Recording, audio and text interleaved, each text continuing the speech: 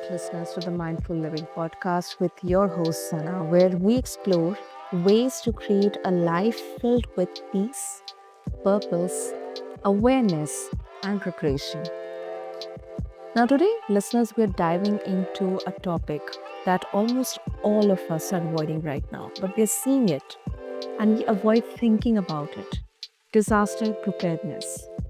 How many of you are ignoring that underlying anxiety about being ready for an emergency, including me as well? And to help me with this conversation, my guest is Jennifer Heller. She's founder of Here Comes the Apocalypse. Now, Jen is on a mission to make disaster planning not only accessible, but actually enjoyable. And she believes that extreme weather is our new normal. And while we don't need to go full doomsday prepper, we do need to have a solid plan. And I love her approach, listeners, because it's not about fear, it's about empowerment and it's about being aware, being mindful. So, Jen, welcome to the show, and it's an absolute honor having you with us today. Thank you so much. Thank you for having me. I'm so excited to be here. Okay, Jen, before we talk about the topic, I think our listeners would love to know the backdrop, the inspiration behind Here Comes the Apocalypse. Yes, absolutely. So I had my first kid in 2016. And, I've lived in California my whole life. And I never really we had earthquakes. Earthquakes were very familiar to me. So I had kind of an earthquake kit. But I had never really thought about extreme weather. Mhm, And the summer after my son was born, we had forest fires and they mhm, made the air to the point where we couldn't breathe. We couldn't go outside. And this had never happened to me, in all my life of living here. And it was also the same fire that gave me that, terrible air that we couldn't breathe. It also took my husband's uncle's home, and they woke mhm, up in the middle of the night, looked outside, mhm, saw a fire, and escaped with just their pajamas and their dogs. And they were lucky to escape. And that happened really only like an hour away from where we were living. And mhm, all of a sudden, I was like, oh my gosh, this is crazy. I had heard about climate change my whole life, but I really thought it was something that would happen in the future. I know that a lot of people don't believe in that, but the reality is that whether or not you believe in climate change or not, the climate is changing because we have way more extreme weather than we used to. So, this exactly. is what caused me to kind of start thinking about it. Mhm, And, I was like, "Okay, well, we need to get prepared for disasters. I've got a kid now, I need to take this seriously." And I started going online and doing some internet research, and oh my gosh, how boring. What a boring topic. I was just bored out of my mind. mhm, And so I kinda was like, "Well, gosh, this is boring. I don't wanna do this." And it kinda I left it there, right? And mhm, then over the years, we kept having these summers where we couldn't go outside because of air. Forest fires kept taking communities in California, and I decided, well, I can't be the only one that finds the online resources just so hard to stomach. mhm, And, I think that I love good design and I love humor, I love fun, and so I was like, mhm, "Well, let's think about doing something around this."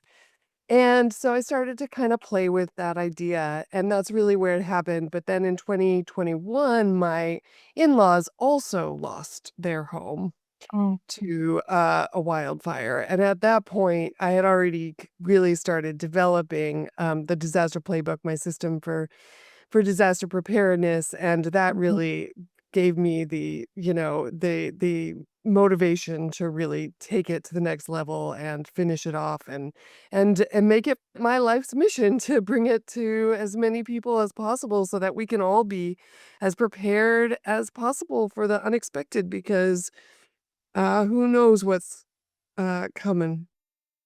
Yeah, that's true. That's so true, Jen. I mean, um, I have observed extreme summers in the Southeast Asian part, temperatures reaching 56, 57 degrees Celsius, cyclones, frequent cyclones forming over Bay of Bengal. Wow. And in fact, the other end of India, Arabian Sea, which is very, very rare. Um, Primarily contributing factor is the increased temperatures and then the erratic weather patterns, the erratic climate, um, um, of course, wildfires, all these have cascading effects. And yeah, I mean, I totally agree with you. The researchers, the articles, they are boring. I mean, they're long, they are difficult to understand.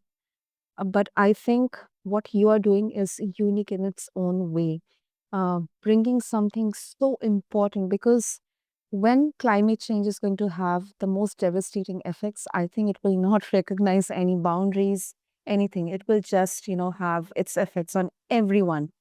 Human displacement, deaths, destruction. I mean, we're already talking about global temperatures almost increasing by 1 degree. Although it looks like a very small number, but that effect of increasing to 1 degree, it's huge. So, yeah, climate change is happening. We are seeing it happening. So although it sounds anxious, yeah, it will create fear and anxiety, but I think it's really interesting to see how it all works out, with a touch of humor, with a touch of, something engaging and, manageable, which I think everyone can absorb.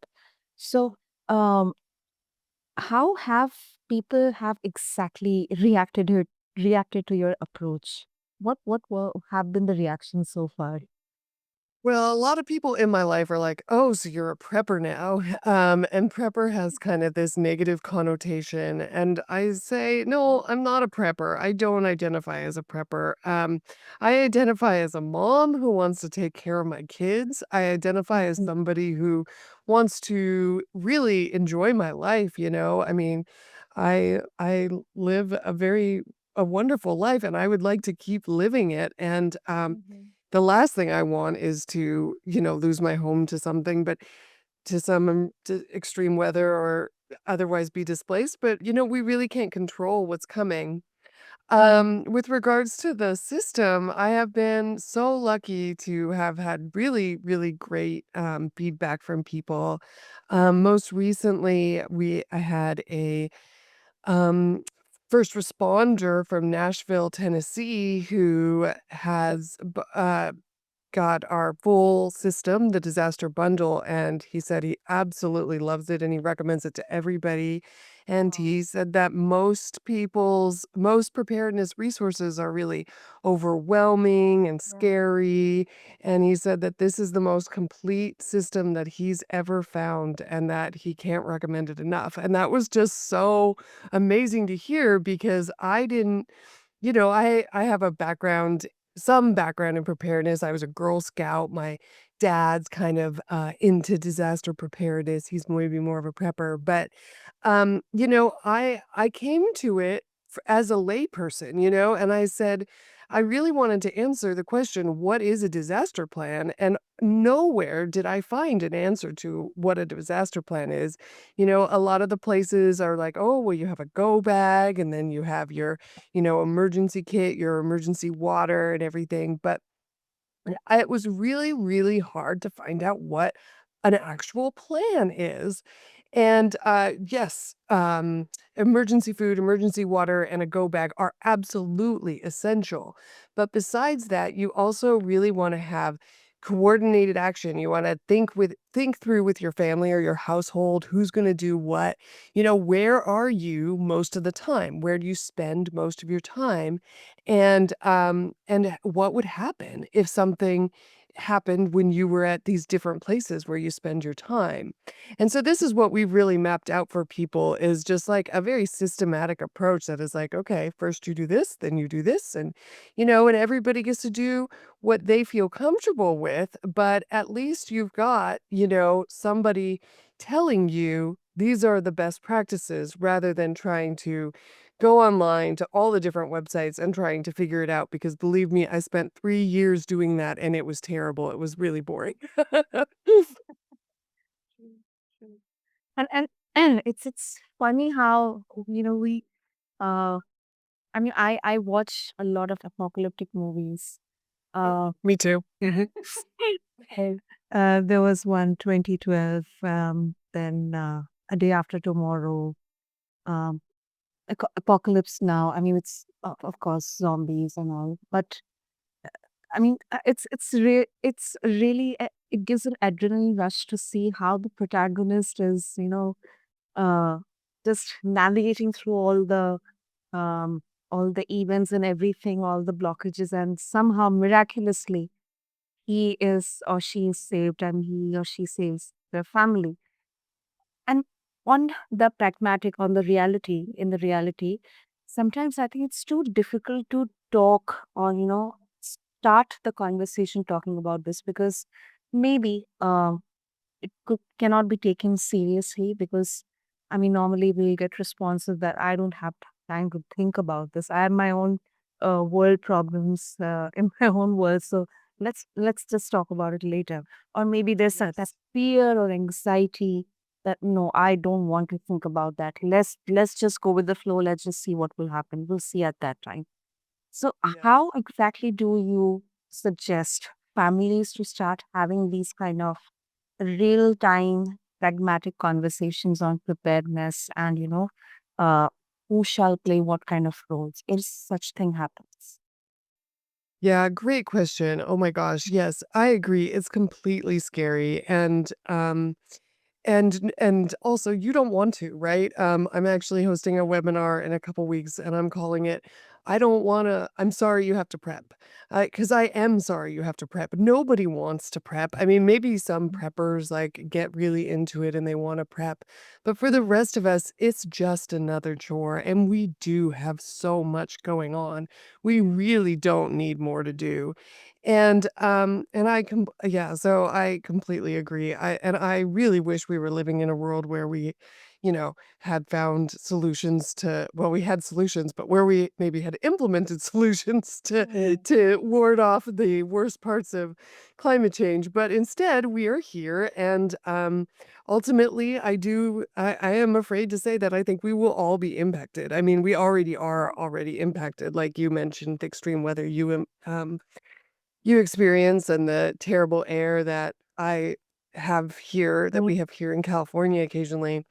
I Mhm. mean, so this is a tough one because I think, what besides like getting the go bags and the getting some emergency gear, which, that takes money. Although I have an article on our website about doing that for less money, checking out secondhand stores and garage sales and stuff like that is a great way to get a lot of this stuff.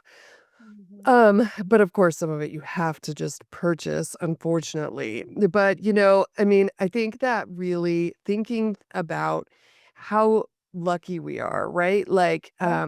getting to live where we live, having the house, having regular food, and thinking about in the grand scheme of things, in all of humanity, many of us on this planet are far more comfortable, especially uh, here in the US, like so much more comfortable than humans have ever been.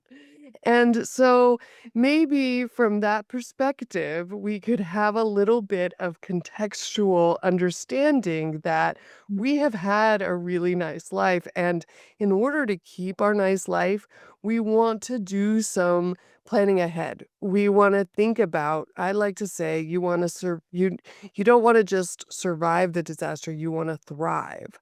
Mhm. And of course, I always picture like being stuck in a high school gym because if you're evacuated from your home, it's likely a gym or a community center that you get Yeah. stuck that Yeah. you're going to sleep in and you're going to be there for a while. Yeah. And I think about, if you buy a go bag online, Mhm. you're going to have, I don't know, you're gonna have an emergency radio and a flashlight and stuff, and none of that's gonna come in handy in that high school gym, right? Like, Mhm. what you need in that high school gym is a good book, maybe some earplugs, a CBD gummies to calm your nerves, probably possibly some a change of clothing, and for my kids, I'm gonna want a couple stuffed animals for cuddling. I'm gonna want, some activity books. And this is Mhm. what I think about as thriving, right? Because sure, you've got your emergency supplies, you've got some terrible emergency food that you could eat. You've got, a flashlight, Mhm. and an emergency radio, but like that's not going to be very you're not gonna enjoy it very much. So what can you think about and what can you pack that'll make it so that you can I mean, you're obviously not gonna be in a great situation, you're gonna be Mhm. upset, but how can you make that better for yourself? And going back to your original question about how to motivate and how to make this happen, I mean, I guess I would be happy to be the one, and if you could go home and say, "Well, Jennifer Heller from Here Comes Apocalypse says we have to do this, and so I'm Mhm. sorry, honey, we have to do this." And then you can just hate me instead of hating each other, because it's better to have somebody else to blame, and you could say, "Oh, well, it's all her fault. She said we have to do this, so we have to do that." I'm happy to be that person for you, because I know that how hard it is to motivate in a relationship or motivate the family if you're the only one that thinks it's an important priority. And I think getting the whole family's buy-in is a really essential step. That's a fair deal. That's a fair deal, Jen. Okay, okay. And that is so interesting, because people either go into full panic mode or they completely ignore it. So I Yes. think it's definitely a very creative way to find a middle ground. Definitely. Okay, now let's talk about some real world examples. I think they don't get much coverage needed. We had the LA wildfires. We had um, rains. We have cyclones, earthquakes.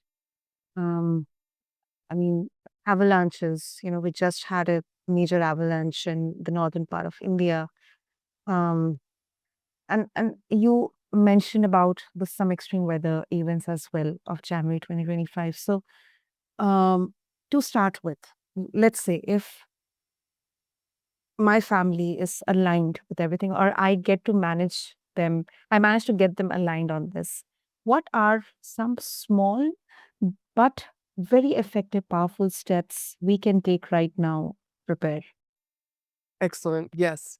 Yes, and I think that so there's extreme weather events, right? And so preparing for each individual extreme weather event looks a little different, but Mm. overall preparedness, I think, has some things in common, right? So Mm-hmm. one of the most important things that I think a family can do is talk about designated meeting places, okay? So if Okay. you are unable to go back to your home, where are you going to meet? And the general advice is that you want to pick three Mm-hmm. designated meeting places, okay?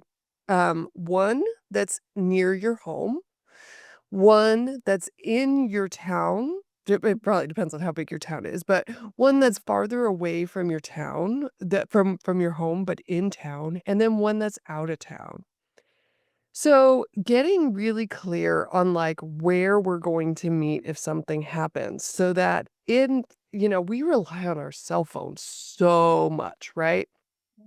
Um, and so but it is very possible, and it has happened on many occasions during disasters that cell phones are Okay. unreliable, right? Yeah. And so, if your family is in 3 or 4 different locations and you are trying to reach each other to decide where you're gonna meet up because you can't go home, that is I that's just that's terrifies me. That is not what I want, right?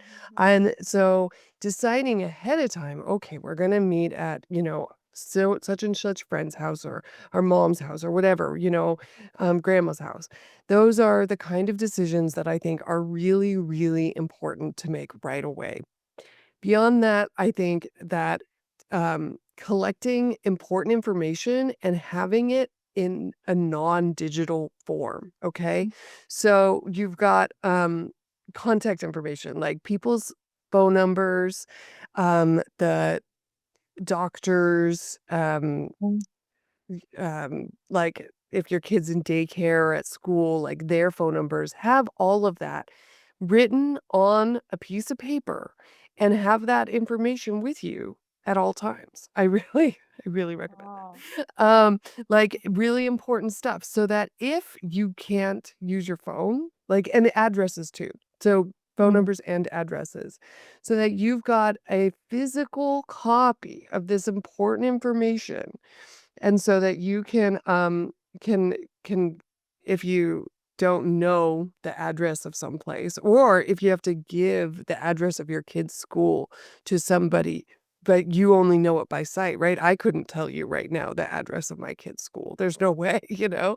Um, and so you that gives you the opportunity to then, okay, well, I've got the address right here. I don't need to check my phone. I don't need to waste my small amount of battery power on telling you on looking up this information or looking up on the online. And there are a lot of disaster scenarios, right? And I love that you brought up apocalyptic TV and stuff, because that I think that that is a great jumping off point for a lot of people, where you can say, "Oh, well, this happened on this show." Well, so sometimes, or there's one thing that people sometimes bring up as like something that could happen, which is an electromagnetic pulse, which could Yes. potentially cause electronics to stop Mm. working. So if that happened, we would be totally, totally screwed. Like, uh, people would not be able to even buy anything, right? Because everything runs on the internet. Everything is credit cards and internet and all of that. And so that is why I think it's very important to have this information chronicled and and stored somewhere, preferably, with you all the time. But I understand, if that's not going to happen, at least someplace where you're going to be able to get it. Another important step that is pretty dark, is printing family photos so that you've got a physical photo of your family if you're separated and you need help from first responders to find your family, so that you can hand them a photo of your family and say, "These are the people I'm missing." And same with your pets. So recording information not in the cloud, on paper, and having physical photos and designated meeting places. I think these are steps that most people do not take, and I think they're Mm. important steps that will increase your resilience, in the event of a disaster. We have never thought about the last two steps. Never, Yeah. never, ever. I mean, that is so, so eye-opening, and I think that is so useful. Basically, it means just assume that you are not right now in the digital world. You are back to the old times. Yes. Everything is manual. Everything is, you don't have any access to phone, pages, nothing. You have just piece of paper, write the addresses, write the contact numbers, have photos of your family members, your pets, and you have to just go on and search for them. So Right. thank you so much, Jen, for sharing this. I think I have noted down in my mind, and I'm straightforward. I definitely will do that, because I think it's very, very, very important to be prepared well in advance. I mean, you never know until unless it happens with you. You don't realize the uh, the degree of the discomfort, the you know destruction it causes, emotion, Right. physically. So, Right. uh, any other you would like to share any other tip for preparedness apart I would also say to collect some cash, to like be in small bills, in small denominations, right? So that you've got because like you were just saying, I mean, it's chilling to think about going back in time, right? Mm. And if something really, really bad happened, it could be a while before, systems are restored. And, you know, eh, I don't want to be alarmist or anything. I don't know what's going to happen, right? Nobody Mhm. does. But if you have some cash and maybe even, think about what you could possibly barter, right? In the event of extreme social disruption, like Mhm. those are things that would really come in handy. So yeah, some cash, some printed resources. We've got articles on the web to help on our website, herecomesapocalypse.com, to help people through it. So yeah, we that's our mission to help more and as many people be prepared as possible. And I think we should also know how to read physical maps. Yes. Yes. Oh, I agree with you so much. I know.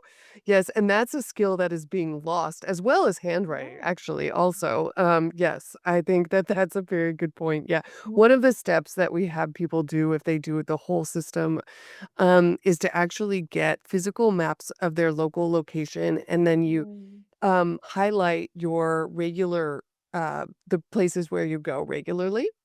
And Mm. then you look at the map and see, okay, there's a bridge here. That bridge could get taken out. This highway is only 2 lanes. That could easily get backed up. Like in the wildfires in LA, people couldn't get through because people had left their cars and had just started walking to escape the fires. So, like, what are some routes that you can take from your common locations to the designated meeting places that that are alternate from the normal ways you would go, and highlight those ahead of time. And I'll be honest, I haven't done that step. We have the maps, and we got to the step of actually highlighting the the um the routes, and we were tired, and instead we watched a show, because it's about baby steps. It's about doing what you can, and making a habit of it so that you can incrementally increase your resilience. Mm. True, true. No, I have really, watched in movies and they open the big maps in the car and I wonder, I mean, how exactly do you read that? So Yeah. I think I take a note of this as well. Uh, Yeah, we've been very spoiled by our GPS and our maps online and everything. yeah, because if they're definitely if there's a uh, you know um, electromagnetic disaster, uh, solar wave hitting Earth, Mhm. and there's a blackout, then I think nothing will work. No GPS, Right. no cards, no phones, nothing. We don't have any clue. So yeah, mm. And also Scary stuff. it's scary, but I think it's very important to be aware about. It Yeah. definitely needs a lot of mental resilience. I think um, in a family, let's just have one person who takes the initiative, have that communication. Just like uh, we see military preparedness, that if this happens, you have this much time to get prepared, and that's it. You go and get set to the action. And if there's a plan A, then there's a plan B. If plan B doesn't also work out, then definitely let's think of a plan C. So let's go old school. Also, Jen, mm, what's one of the biggest mistake people make when they think they are prepared? Because being prepared and versus feeling prepared, they are two different things. What's your opinion on this? Yeah, that's a great question. I think that people can only do how much they can do, right? Because we are all really busy and we've got a lot of competing priorities. I mean, I think that the that I did have one person who purchased the our full system, the disaster bundle, and he said, "Oh, I gave it away because we've already prepared." And I asked him, Oh, okay. Well, what did you think of our emergency communications flow chart? Because as part of it, we give you like a flow chart that you get that gives you that guides you through like how to your emergency communication plan. And this is something I couldn't find anywhere. Nowhere, no, there were no resources online for this. And we created it based on, best practices and what we've felt was common sense, and he said, "Oh, Mm, I didn't even look at that." And so the number one issue I think with preparedness is that people think they get some gear and that's what a plan is. And gear is part of a plan. It's a great part of a plan. And if you have gear and if people have gear, then that's awesome. And I'm very happy to have that because to hear that. But also, um, you have to also think through, these logistical steps of making, designated meeting places and how you're going to communicate in the event of an emergency. I think the other big mistake that people make is not opening and testing their gear. Unfortunately, we live in a time where uh capitalism is king and like sometimes you buy some stuff that just doesn't work, right? Like I actually feel very angry because I buy flashlights and then they mhm, break and like very quickly, and I'm like, how am I going to count on having a flashlight when the next earthquake happens if right, every flashlight I buy breaks quickly? And so, that's another part of our system is the maintenance, the testing, the making sure that everything that you've aligned is still current, updating that physical list of phone numbers and addresses, right? Like, oh, the kids are in a new school this year. We need to make sure we update that so that mhm, or I got a new credit card, I need to put that new credit card information there so that if I need to have that or, updated insurance information is also something that we, ideally would have offline in the event of an emergency. And so, all of these things are very easy things to forget about. And, this just goes back to I'm sorry that we have to do this. I wish we didn't. I really wish we didn't. well, I agree with you. And since you mentioned about school, um, yeah, I mean, we do have the basic disaster preparedness. Sometimes we have fire drills, we have earthquake preparedness. We do learn about stuff, but I think um, the application, the execution of things, it's a lot different. And at that time, uh, the panic, the fear, the anxiety, sometimes it overpowers the preparedness. We just completely go blank, and we cannot take any action. So, um, I mean, do you plan this to get implemented in schools or corporates or workplaces, maybe in a more engaging way? Yeah, I would love to. I mean, not at this point, at this Mhm, point, I'm really just trying to reach families directly. mhm, But I agree. I mean, and I oftentimes I feel like I'm doing the government's job, like I don't understand why they're not out there trying to make this information more accessible and easier to understand.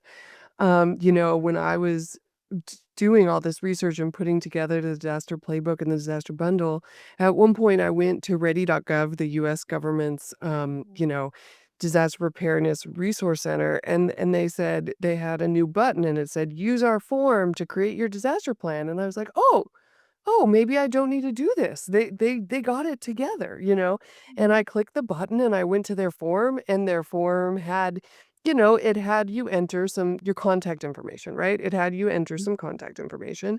And then it had a little text box and it said enter your disaster plan. And I couldn't believe it. They didn't give you an example of a disaster plan. They didn't tell you what makes a good disaster plan. They just expected you to enter a little in a paragraph text field your disaster plan. And I'm like, oh, okay, so I still have to do this project. So I'm going to still do this project because they're not going to get their shit together. Excuse me. Excuse my language. Yeah. Yeah, I think that's the raw emotion. Even I would have gotten that same. Oh, yeah. Yeah, it's true. It's true. I think uh, it- your approach is absolutely right. I think instead of taking the indirect route, uh, let's just reach out to the families. Let's reach out to the individuals, and I think it's a ripple effect because once I know this, straight forward, tomorrow morning, I am definitely going to inform this to my friends, to my colleagues, or my family members. I'm going to take some steps ahead now to get prepared. Uh, and I think I would expect all of our listeners also to be mindful about all the steps Jen shared with us today. And of course, Jen, before we wrap up, um, if our listeners would wish to connect with you and explore more about your disaster playbook, then the disaster bundle and your website, Here Comes the Apocalypse, how they can do that. Yes, please. Thank you. So you can go to hcta.xyz. So Mhm. hcta.xyz or herecomesapocalypse.com. We're also on Instagram and Facebook as Hello Apocalypse. So, and I'm at JEN at hcta.xyz. I really want to know what questions come up, what would help you to feel supported in this. I've gotten some feedback that people really want accountability and community in it. So we're exploring kind of launching well, we're going to have this one webinar and then we're thinking about having like a support group kind of live Q&A kind of thing so that we can do it together because we're not alone. And I do think that thank you for saying you'll spread the word. And besides that, I think that it's our civic responsibility to take care of ourselves because I can imagine so many different terrible situations where the community resources are just overwhelmed by the Mhm. need. And so, you know, we say plan for 2 weeks without help. That's a long time. And hopefully that's not going to be that. It won't happen. But if it did, there would be so many people who would need so much more help. And if you have if you at all have the ability to spend the time and to spend some money getting some gear and creating your plans, your entire community will be better off for the effort that you put in. Thank you, sir. Thank you, sir. Well, we have all the details in the show notes for all of our listeners. And Jen, I couldn't thank you much because I think this is really a need of we are seeing climate changes, we are seeing increased rate of catastrophic events, natural disasters, could be man-made disasters as well. So I think a lot of people will walk away less overwhelmed and more inspired, aware about what simple steps, smart steps they can take. you know, because of course, being prepared is far better than just solving the problem or just restoring uh, the status quo. So, thank you so Yeah. much for bringing this up for all of us. Really, really appreciate. Absolutely. Yes, thank you for having me. And listeners, if you want to learn more about Jen's work, do visit the show notes along with this episode. She has got tons of great resources that break things down in a way that's actually fun. Just visit her website and you'll get to exactly what I told you.